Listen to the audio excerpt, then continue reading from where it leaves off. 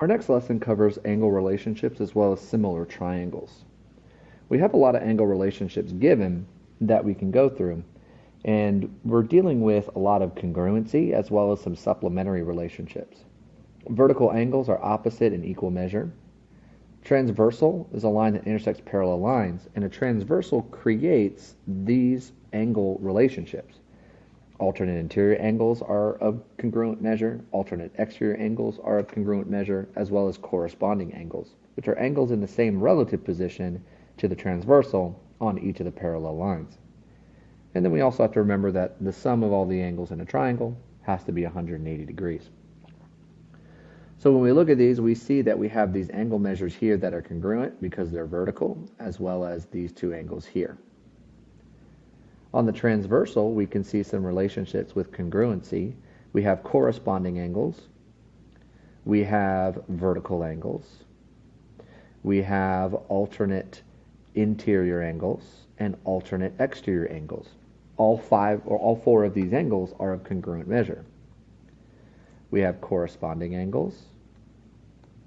We have vertical angles. We have alternate interior angles and alternate exterior angles, and all four of those are of equal measure. We also have a supplementary relationships.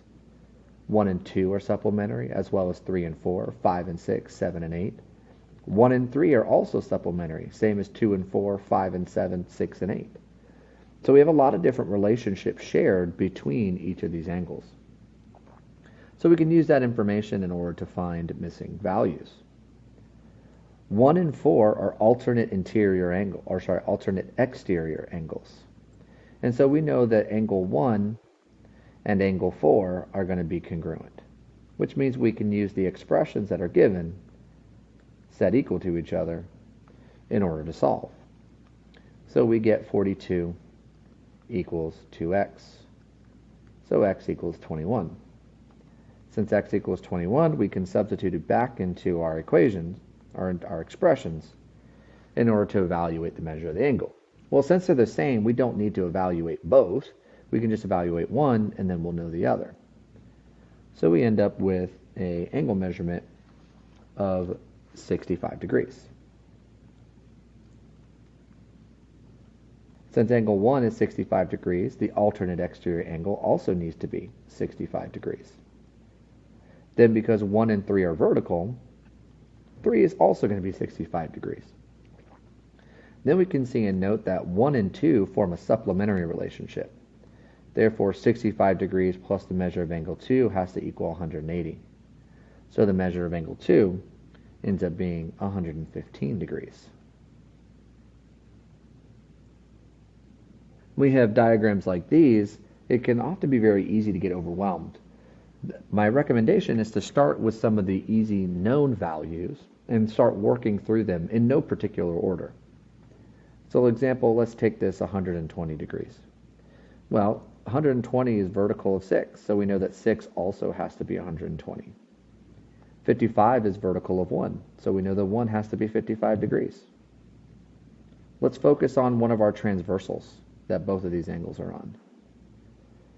We have this transversal with these two parallel lines. So if we focus on that transversal, we can see that angle 8 and angle 3 are alternate exterior angles. So we know that angle 3 and angle 8 are going to be congruent. Since we know angle 6 is 120, 6 and 8 are supplementary. So angle 8 plus angle 6 has to equal 180. Since angle 6 is 120, then we know that angle 8 has to be 60 degrees. If angle 8 is 60 degrees, then angle 3 is also 60 degrees. Angle 3 and angle 5 are vertical, meaning that angle 5 is also 60 degrees. Angle 8 and angle 7 are vertical, meaning angle 7 is also 60 degrees. Now let's take a look at the other transversal. This transversal here, we see that angle 1 and angle 9 are alternate exterior angles, meaning angle 1 and 9 are congruent. If angle 1 is 55, so is angle 9. Angle 9 and 10 are vertical. meaning angle 10 is also 55 degrees. Then we have this interior triangle. Angle 7 plus angle 4 plus angle 10 have to add up to 180 degrees. Since we have 60, we don't know angle 4, but we have 55 for angle 10. We can solve for angle 4, and we get that angle 4 has to be 65 degrees. Since angle 4 is 65, then we know that angle 2 is also 65 because of the vertical angles. And now this is not the only way you could have gotten all those angles. There are other relationships present that we could have used in order to identify the missing angles. When we're given information about our triangles, we have to remember the triangle angle sum theorem. The measure of two angles are 48 and 61. So if I have a 61 degree angle plus a 48 degree angle plus some unknown angle of x, that sum has to equal 180. So we subtract the two known values from 180, and we get a missing angle of 71 degrees.